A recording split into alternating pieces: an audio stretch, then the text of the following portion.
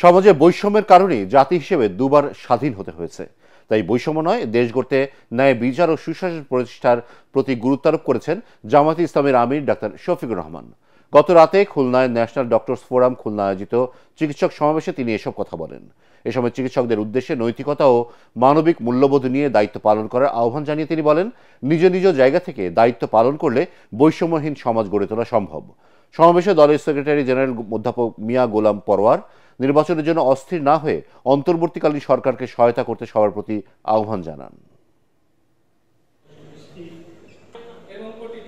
এখন সমাজে চলতেছে বৈষম্যহীন আন্দোলন, তাই না?